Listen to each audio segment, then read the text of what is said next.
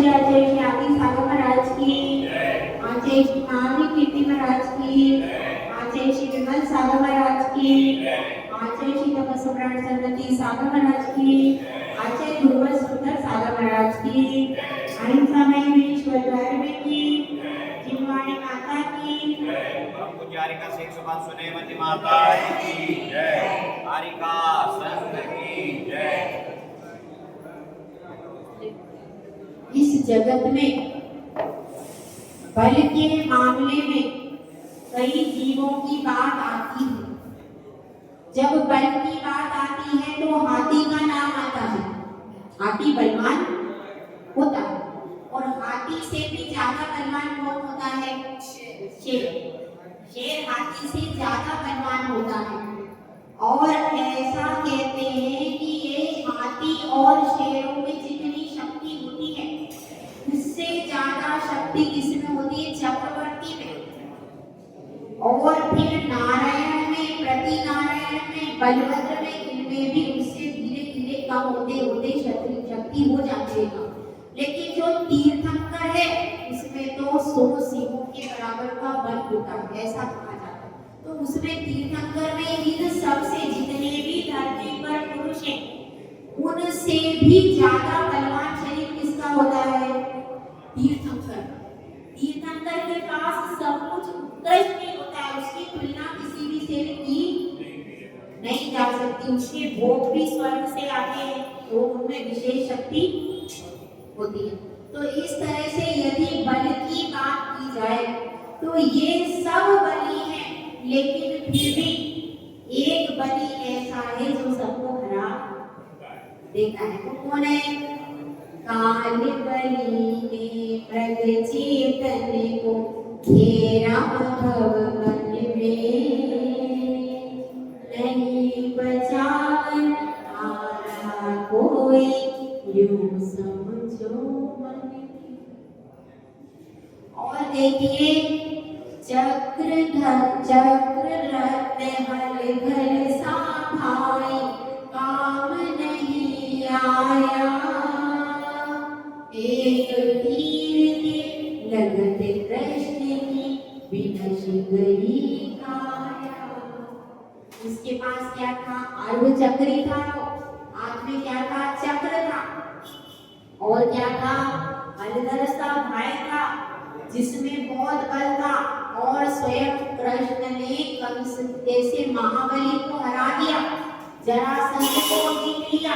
लेकिन उसके बाद भी जो कि संपूर्ण कौरवों में भी पांडवों के अर्जुन का नेतृत्व करते हुए विजयी हुआ था, जिसका कोई पार नहीं पाया। सबसे बड़ा उस समय पर कौन था? तीर्थंकर के बाद, तीर्थंकर श्री नेमिनाथ के बाद जिसका ऐश्वर्य और प्रताप बहुत बड़ा था, नारायण। वह आदिचक्री नारायण भी क्या हो गया? वह भी केवल वन जंगल में एक छोटा सा तीर लगा और चलो। बड़े आश्चर्य की बात है ना, है? बहुत आश्चर्य की बात है कि यह काल बलि कैसा है कि जब आयु क्षय हो जाती है तो छोटे से घाव से भी आदमी चला जाता है। जो बड़े बड़े उपसर्ग जिसने सहन कर लिया, बड़े बड़े कष्ट जिसने सहन कर लिए, लेकिन एक छोटा सा घाव आया और कई बार व्यक्ति का मरण क्यों हो जाता है कि भाई उसका आयु कर्म छीन हो गया। तो यह मरण जो है इसको देख देख करके वैराग्य हो जाता है। आचार्य श्री आदि सागर जी महाराज अंकलेकर, उनको भी वैराग्य क्यों हुआ? मरण को देख। उन्होंने जब अपने माता पिता का मरण देखा तो उनको लगा संसार में कुछ भी नित्य नहीं है, इसी तरह मेरा भी मरण होगा। मरण को हम अनादिकाल से देख रहे हैं, लेकिन देखने के बाद भी वैराग्य होता है क्या? होता है। शमशान वैराग्य सबको होता है। शमशान वैराग्य मतलब जब शमशान में जाते हैं वहां पर दहन क्रिया होती है, उस समय पर क्या लगता है? उस समय दुख, उस समय लगता है भैया संसार में कोई भी नित्य नहीं है। यह लगता है, समझ में आता है लेकिन जैसे घर में आते हैं, स्नान करते हैं, शमशान का वैराग्य शमशान में ही त्याग करके अपन घर को शमशान को जब देखते हैं, जब जलाते हैं, तब वैराग्य थोड़ा सा होता है, लेकिन उसका नाम क्या दिया है? शमशान वैराग्य है। वो उसी समय होता है, उसी समय लोग रोते हैं, और जैसे ही घर को आते हैं तो फिर से सब कुछ भूल करके फिर से रचपच जाते हैं। फिर भूल जाते हैं कि ये जिस तरह से इनका मरण हुआ वैसे ही मेरा भी।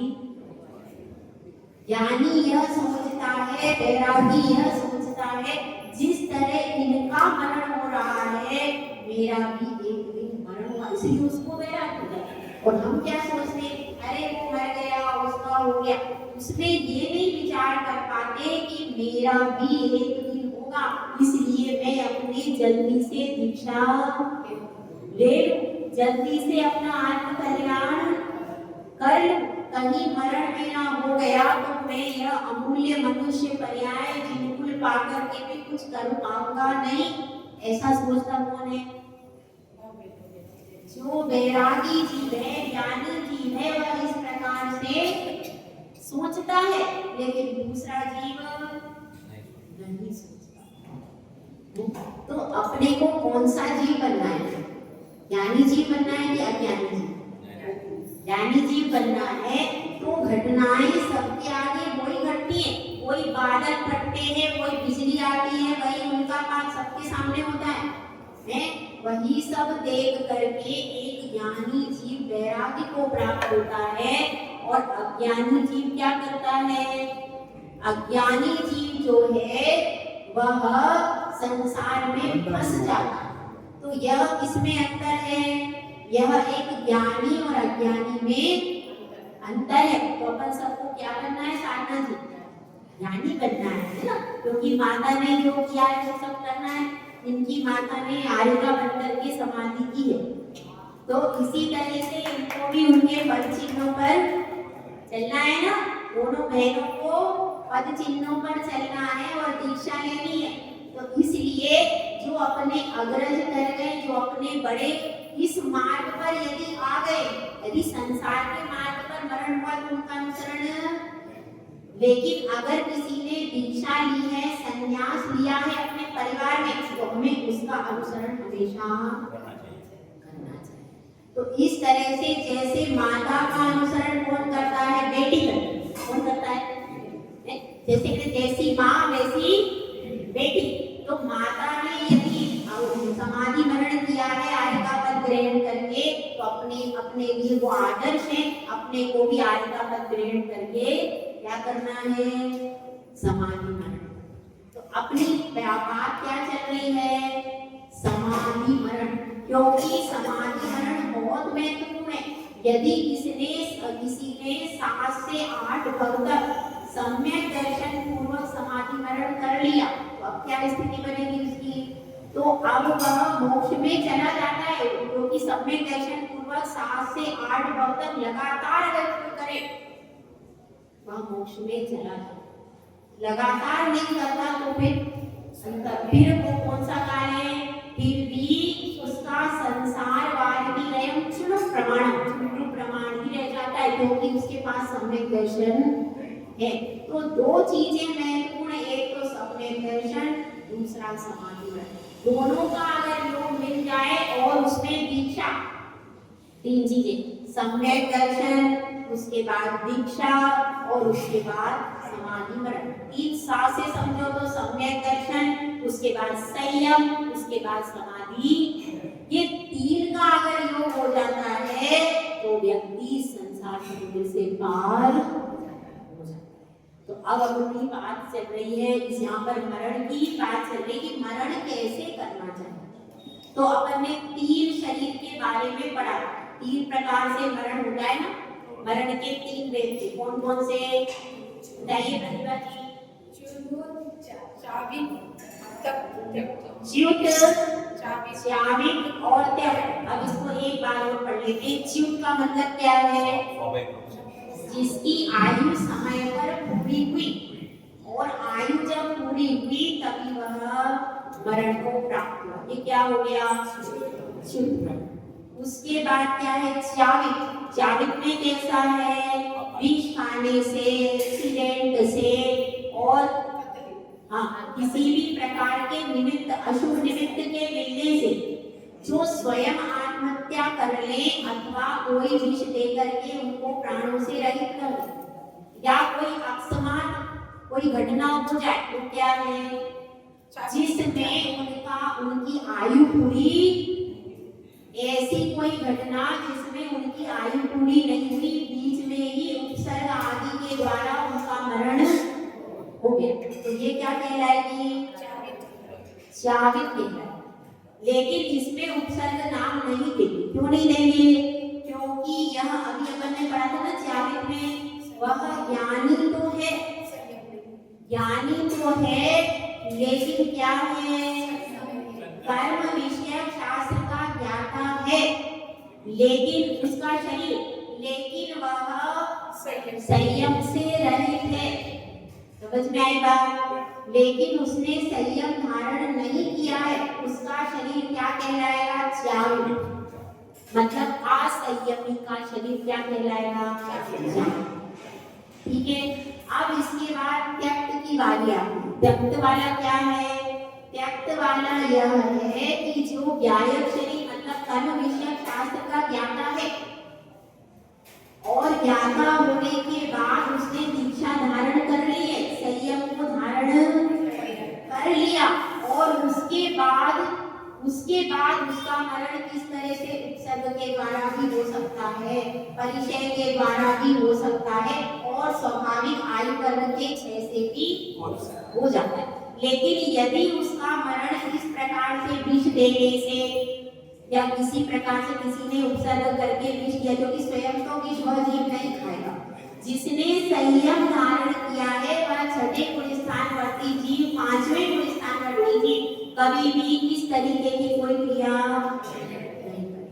तो अब वह स्वयं तो नहीं करेगा, लेकिन अन्य किसी ने किसी कारण से आहार में यदि विष मिला करके दे दिया अथवा शस्त्र से घात कर दिया, कोई जानवर ने उपसर्ग कर दिया, इस तरह की परिस्थितियां उसके आगे भी हो रही, तो उसका भी अकाल मरण तो होगा, लेकिन उसका नाम क्या होगा? उसका चावित नाम नहीं होगा। क्यों? क्योंकि यहाँ पर वह पहले ही संन्यास धारण कर चुका है। उसने पहले संन्यास धारण किया, उसके बाद उपसर्ग। समझ में आएगा? यदि पहले संन्यास धारण नहीं किया होता तो उसका कौन सा मरण होता? चावित। लेकिन उसने पहले संन्यास धारण कर लिया है और उसके बाद में ऐसी स्थिति बनी तो अपन क्या कहते हैं? उपसर्ग के द्वारा मरण हुआ महाराज का। फिर वो महाराज माता जी बन जाएगा, तो उन महाराज माता जी का किसके द्वारा मरण हुआ? उपसर्ग के द्वारा, परिचय के द्वारा, ऐसा कथन किया जाता है। ठीक है, समझ में आएगा? तो इसमें महत्वपूर्ण क्या? संन्यास मरण महत्वपूर्ण है। अगर उसने संन्यास धारण कर लिया है तो फिर उसको त्यक्त मरण ही कहा जाए, समाधि मरण कहा जाए। ठीक है, अब यहाँ पर अपनी बात इतनी हुई। अब इसके आगे त्यक्त शरीर के वेद एक बार और पढ़ लेते हैं। भक्त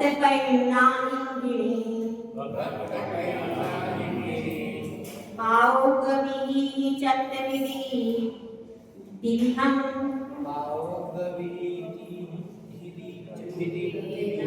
भक्तपरिणातिविहा जहन्य मध्यमवरायतः। इसमें बताया गया है मरण के त्यक्त शरीर के 3 भेद। जो शरीर संन्यास पूर्वक छूट रहा है उसके भेद कितने हैं? तो त्यक्त शरीर का पहला भेद क्या है? भक्त प्रतिज्ञा। पहले वेद का नाम क्या है? भक्त प्रतिज्ञा। इसका एक नाम और आता है, कौन सा आता है बताइए? भक्त प्रत्याख्यान भी आता है और भक्त प्रतिज्ञा भी आता है। दूसरा मरण कौन सा बताया? इंद्रिय मरण। और तीसरा है प्रायोग्य भी आता है और प्रायोग्य प्रायोपगमन भी आता है, प्रायोग्य मरण भी है। मतलब भक्त प्रतिज्ञा या भक्त प्रत्याख्यान ये पहले मरण के दो पर्यायवाची नाम हो गए, ठीक है। उसके बाद क्या, इंगिनी मरण और प्रायोग्य मरण, इसका नाम क्या है दूसरा, प्रायोपगमन।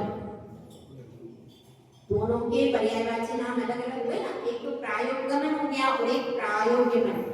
इस तरह से इसमें दिया है प्रायोग्यमन, ठीक है। तो अब पहला क्या हो गया, भक्त प्रतिज्ञा, दूसरा इंगिनी मरण और तीसरा हो गया प्रायोग्य अथवा प्रायोपगमन मरण। तो इस प्रकार मरण विधि से कितने प्रकार का हो गया, 3 प्रकार के किसके भेद हो गए, त्यक्त शरीर। अब इसको बतलाते हैं यहाँ पर कि इसमें उत्तम मध्यम जगन्य के भेद को बताते हैं। पहला भेद क्या है, पहले अपन इसको समझिए, भक्त प्रतिज्ञा होता, भक्त का अर्थ होता है भोजन। भक्त का अर्थ क्या है यहाँ पर, भोजन। चारों प्रकार का आहार भक्त के अंतर्गत आता है। तो वह क्या करता है, 12 वर्ष इसका उत्कृष्ट काल, तो 12 वर्ष तक वह क्रम से आहार पानी का त्याग करता है। पहले ठोस आहार का करेगा, अन्न का जो आहार है, पहले अन्न में भी क्या करेगा, सबसे पहले उसमें भी ऐसा भोजन जो सुपाच्य हो और ऐसा भोजन जो नीरस हो, नीरस भी कर सकता है, नीरस आदि करता है, जिससे शरीर में जो एक्स्ट्रा चर्बी है वो कैसी हो जाए, कम हो जाए। इसीलिए वो नीरस आदि का आहार करता है, आचाम्ल करता है, मतलब इमली का पानी आदि इस तरीके का भी आहार करता है। तो उसमें पूरा विधि दी गई है। इसमें ये मरण करने का भगवती आराधना में 12 वर्ष कैसे कैसे करना है। यदि उस विधि से करो तो 12 वर्ष से पहले ही आपकी समाधि हो जाए। तो उसमें पहले क्या करना है, पहले तो अन्न का ठोस ठोस आहार जो घी दूध आदि से बना है, ऐसा ठोस ठोस आहार त्याग करके नीरस की प्रैक्टिस करना, क्योंकि नीरस करना भी आसान खेल नहीं। तो नीरस आदि की प्रैक्टिस करता है। फिर जब वह भी हो जाता है, उसके बाद क्या करता है, उसके बाद अक्रम से अन्न का त्याग कराते। फिर अन्न का त्याग कराते हैं, उसके बाद कहाँ रहने लगता है, थोड़ा थोड़ा सेमी लिक्विड, सेमी लिक्विड। उसके बाद फिर पूरा लिक्विड, फिर लिक्विड के बाद अंत में केवल जल। इस प्रकार से वह करता है, क्रम क्रम से करता है, आराम से। उसको प्रैक्टिस भी होती रहती है और शरीर भी 12 वर्ष में अभ्यस्त हो जाता है। यदि एकदम त्याग करते हैं तो शरीर में क्या आकुलता, और जब शरीर में धीरे धीरे उसको 12 साल का टाइम इसलिए तो दिया कि धीरे धीरे शरीर भी अभ्यस्त होता जाता है। वह जो त्यागी है उसका मन भी अभ्यस्त हो जाता है कि भाई मैंने 12 साल की संवेदना ली है, क्योंकि मन को भी अभ्यास कराना पड़ता है। शरीर को, शरीर से पहले मन को। अब जब मन भी राजी हो जाता है और उसका शरीर भी राजी हो जाता है, तो दोनों का धीरे धीरे शरीर भी एडजस्ट करने लगता है कि मुझे अब लिक्विड ही लेना है, लिक्विड ही लेना है, मुझे ये नहीं लेना है, मुझे समाधि मरण करना है। इस तरह से जो 12 साल की उत्कृष्ट संलेखना करते वह आकुलता से रहित, क्योंकि उसमें तुरंत एकदम कुछ भी नहीं हुआ। इसीलिए उसको उत्कृष्ट कहा कि समय की अपेक्षा नहीं, उसमें परिणाम भी उत्कृष्ट होते हैं और उस अवधि में उसका तन भी तैयार हो जाता है और मन भी अभ्यस्त हो जाता है। 12 साल तक वो भावना आता है मुझे समाधि मरण करना है, गुरु के चरणों पे बार बार जाता है, बार बार वस्तुओं का त्याग करता है, तो उसका मन एकदम तैयार, तो उसके परिणाम उत्कृष्ट बनते हैं।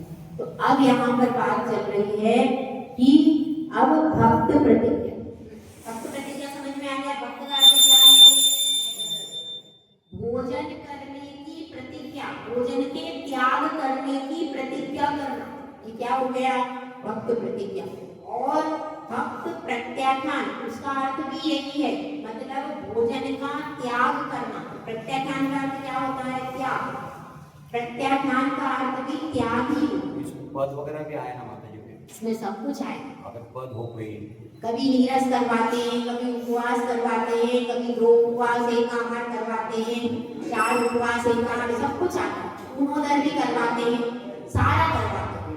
क्रम से 12 साल का टाइम है ना, उसमें पूरा भगवत की आराधना में लिखा हुआ है 4 वर्ष ऐसे करना, 4 वर्ष ऐसे करना, पूरा लिखा हुआ है। तो उसमें पूरी विधि, उस विधि से करवाते हैं। उपवास भी आता है, पूर्णोदर भी आता है, और इसमें 10 परित्याग भी करते हैं।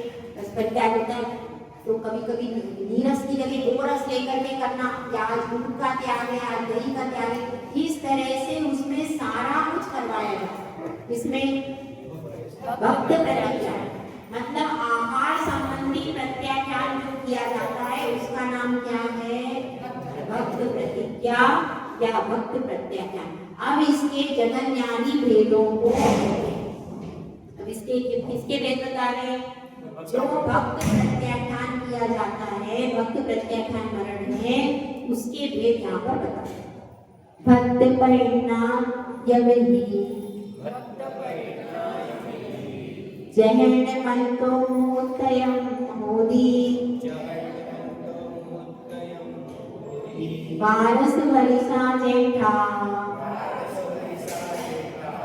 तब मच्छे होती मच्छिमया।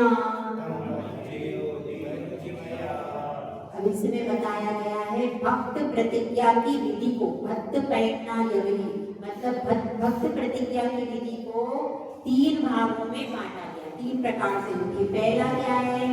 जगन्य काल कितना है? जगन्य, मध्यम और उत्कृष्ट। कितने प्रकार से हो गई? जगन्य, मध्यम और उत्कृष्ट। उसकी जगन्य विधि कैसी होती है? अंतर मुहूर्त काल की होती है जगन्य विधि। उसके बाद उत्कृष्ट काल कितना है? 12 वर्ष प्रमाण। उत्कृष्ट काल कितना है इसका? ये काल की अपेक्षा से बताया है। हो सकता है कोई अंतर मुहूर्त में ही किसी के परिणाम उत्कृष्ट बन जाए, ऐसा जरूरी नहीं है कि 12 वर्ष में ही परिमाण उत्कृष्ट बने, ऐसा जरूरी नहीं है। लेकिन कोई कोई ऐसा भी होता है जो एकदम से जागृत हुआ और अंतर मुहूर्त में ही उसने अपने उत्कृष्ट परिणाम बना दिए, तो ऐसा भी हो सकता है। और 12 वर्ष तक कोई लेके चले, यह भी हो सकता है। दोनों प्रकार, क्योंकि नाना प्रकार के जीव हैं और नाना प्रकार के होंगे परिणाम। तो यहाँ पर जो जगन्य मध्यम उत्कृष्ट कहा है, परिणामों की अपेक्षा नहीं कहा, काल की अपेक्षा ऐसा समझना। तो जगन्य काल मतलब सबसे छोटी अवधि का क्या होगा? भक्त प्रतिज्ञा। केवल अंतर मुहूर्त का अर्थ क्या है भाई? 48 मिनट से एक समय कम, ठीक है? वह क्या कहलाएगा? आपका अंतर मुहूर्त। और अब इसके बाद मध्यम काल, जगन्य काल से लेकर के उत्कृष्ट काल के बीच का समय, अंतर मुहूर्त को हटा दो, अंतर मुहूर्त से एक समय ऊपर, यानी मुहूर्त ले लो, मुहूर्त से आप लेकर के 12 वर्ष के बीच का समय, ये सब क्या है? यह मध्यम काल है। तो यह इसमें बताया है जगन्य भी होता है, मध्यम भी होता है और उत्कृष्ट भी होता है। लेकिन समझदार जो साधु हैं जिनने दीक्षा ले ली, वो क्या करते हैं कि अब मेरी 70, 80, 75 साल की उम्र हो गई, अब मुझे समाधि मरण करना है, तो वो पहले ही गुरु के चरणों में जाकर के 12 वर्ष की संलेखना ले लेते हैं। हमारे संघ में आरिका सदैवती माता जी आचार्य श्री सन्मति सागर महाराज जी से दीक्षित हुई हैं वो, तो उन्होंने अभी 12 वर्ष की संलेखना ग्रहण की आचार्य श्री से, 80 की उम्र हो गई। तो जब अपन ने देख लिया कि 80 के भी ऊपर अपनी उम्र हो गई, तो अपने को संलेखना लेना चाहिए कि नहीं? तो वह संलेखना ले लेते। अब 80 से व्यक्ति 92 के ऊपर क्या जिएगा? और उसको भी सोचना चाहिए यदि बहुत ज्यादा उम्र हो जाएगी 90, 95 की, तो फिर बुद्धि और लोग भी कैसा जागृत नहीं रहता। तो अभी उन्होंने क्या लिए? संलेखना। इस तरह से जो जीव दीक्षा लेता है उसको यदि उसकी उम्र ज्यादा है तो उसको उसमें ही अपनी संलेखना ले लेनी चाहिए ताकि उसका समाधि मरण व्यवस्थित हो जाए। और फिर गुरु की आज्ञा से त्याग कैसे किया जाता है? क्योंकि अभी पहले तो जब लिखा गया तब शरीर में शक्ति ज्यादा थी, अब गुरु की आज्ञा से गुरु क्रम क्रम से त्याग कराते हैं जैसे जिसके शरीर में, क्योंकि जीव को आकुलता भी नहीं होना चाहिए। तो इस प्रकार से गुरुदेव की आज्ञा में रह करके फिर वह 12 साल तक जब संलेखना ले लेता है तो उसको गुरु के चरणों में ही रहना चाहिए, क्योंकि उस समय पर शरीर में भी स्थिति बदलती है और क्या होती है और परिणामों में भी स्थिरता रहना चाहिए। उसको फिर कभी नीरस करना है, कभी उपवास करना है, तो उस समय यदि शरीर में कोई शिथिलता आएगी तो कौन संभालेगा? संघ में परिचर्या हो जाती है। इसलिए फिर 12 वर्ष का लेकर के गुरु के चरणों में नियमित रूप से रहते, तब जाकर के क्या होता है? तब जाकर के समाधि मरण होता है। ये विधि उसकी इसमें जो अंतर्मूर्ति की स्थिति बताई है, उसमें अकाल मरने से फिर क्या क्या विश्व में अंतर्मूर्ति या फिर आयु के क्षय समय अंतर्मूर्ति? तो मान लो किसी साधक ने 12 वर्ष की तपस्या नहीं ली है और अंत समय आ गया, अंत समय उन्होंने संलेखन ली, वो पकड़ने से अकाल मरने? ये इसमें दोनों प्रकार से पकड़ सकते हैं। जैसे कोई इसमें चर्चा किसकी चल रही, मुनिराज की अपेक्षा से अपन करते हैं चर्चा। एक मुनिराज को थे, उनकी 60 साल की उम्र में दीक्षा ली और उन्होंने 70 की उम्र में अपनी 12 साल की संलेखना ली। ये तो हो गया उत्कृष्ट, ठीक है। अब ऐसा भी हो सकता है कि वे मुनिराज थे और अचानक उनको लग रहा था कि अब मेरा शरीर छूटने वाला है, पहले से संलेखना नहीं, लेकिन उनको अचानक आभास हो गया कि मैं अब ज्यादा समय का नहीं, तो उन्होंने तुरंत अपने को सब त्याग करके वो संलेखना धारण, ऐसा भी कर सकते, सब त्याग करके संलेखना धारण कर ली। एक्सीडेंट हो गया है या कोई ऐसी विपरीत परिस्थिति हो रही है उस समय पर भी, और इसके अलावा भी हो सकता है, इसके अलावा भी किसी मुनिराज को आभास हो जाता है कि मेरी आयु ज्यादा नहीं, तो उन्होंने अंतर मुहूर्त पहले या 1-2-3 दिन पहले भी हो सकता है, तो उस समय पर जो उन्होंने संलेखना धारण कर ली है वह या जघन्य या मध्यम के अंतर्गत आए। इसमें अकाल मरण से पकड़ा जाएगा, इसमें अकाल मरण भी पकड़ा जाएगा। भक्त मरण जो है इसमें अकाल मरण, अकाल मरण इसलिए नहीं पकड़ा जाएगा क्योंकि पहले ही बता दिया है जो त्यक्त शरीर, यहाँ पर त्यक्त शरीर का व्याख्यान हुआ था, उस त्यक्त शरीर में यह बताया गया है कि जो शरीर कदली घात पूर्वक छूटा है, अर्थात विष के द्वारा या उपसर्ग के द्वारा जो शरीर छूटा है उसको त्यागित नहीं कहेंगे। क्यों? क्योंकि उसमें संन्यास मरण प्रधान है, संन्यास मरण प्रधान है और वो पहले ही संन्यास ग्रहण कर चुका, तो अब वह सन्यासी का ही मरण कहलाए। इसमें साधक क्या करके पांचवें छठे गुणस्थान वर्ती इसमें गिने जाएंगे, क्या पांचवें और छठे गुणस्थान वर्ती इसमें गिने जाएंगे, तो चतुर्थ गुणस्थान वर्ती, हाँ, इसमें दीक्षित का ही सन्यासी का ही मरण था। ये जो त्यक्त मरण में क्या बताया है, जिसने संन्यास धारण कर लिया है वही त्यक्त मरण के मतलब भक्त प्रत्याख्यान। यदि आपको 12 साल की संलेखना लेनी है तो आपको पहले दीक्षा लेनी पड़ेगी। दीक्षा ही क्या व्रत वाले नहीं, संन्यास मतलब केवल दीक्षा ही आए,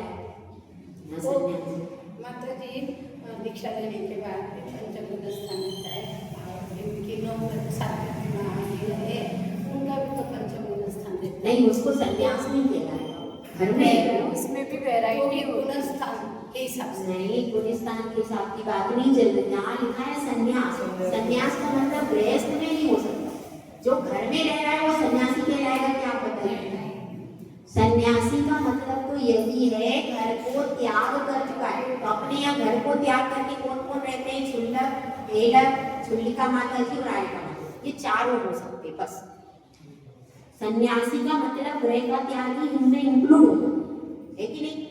गृहस्थ और सन्यासी में यही तो अंतर है। पर सन्यासी का मतलब क्या है? गृह त्यागी। वो गृह त्यागी में यही हो सकता है जिन्होंने दीक्षा धारण तो उसी अपेक्षा से इसमें लेना पड़ेगा। आप जो बता रहे हैं जो प्रतिमाधारी आदि का घर में मरण हो जाता है, आप सब त्याग भी करा, सब त्याग भी किया है, लेकिन वह सन्यासी का मरण नहीं, तो मैं तो गृहस्थ में ही प्रतिमाधारी का मरण लेना है।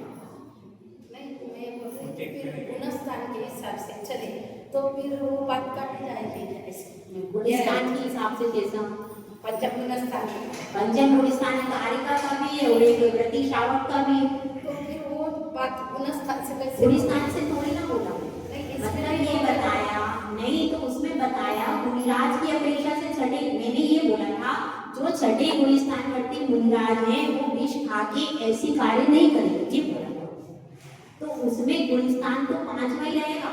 वो घर में रह रहा है उसका भी गुणस्थान 5वां है और एक आरिका है उसका भी गुणस्थान, लेकिन उसके संयम लब्धि स्थान जो होते हैं वो उत्कृष्ट, उसके उत्कृष्ट होंगे। तो उसी गुणस्थान में उसी ग्रेड में अब आप यहाँ पर कोई उसकी आपके ऊपर भी हो सकता है, हो सकता है परिणामों में। तो इस तरह से परिणामों में भेद आएगा और जो घर में मरण कर रहा है प्रतिमाधारी वो गृहस्थ ही है, वो सन्यासी ही, वो गृहस्थ का मरण है, उसमें उसके परिणाम का उत्कृष्ट बना सकता है। गृहस्थ की अपेक्षा से उसने त्याग कर दिया है वस्त्र आदि का जो भी, लेकिन उसके संस्कार नहीं हुए, इसलिए वह सन्यासी नहीं है। ठीक है, यह समझ में आ गया। ठीक है, अब इसके बाद इंगिनी और प्रायोगमन अपन दोपहर को पढ़ेंगे। जय गुरु जय सुंदर साहब। महाराज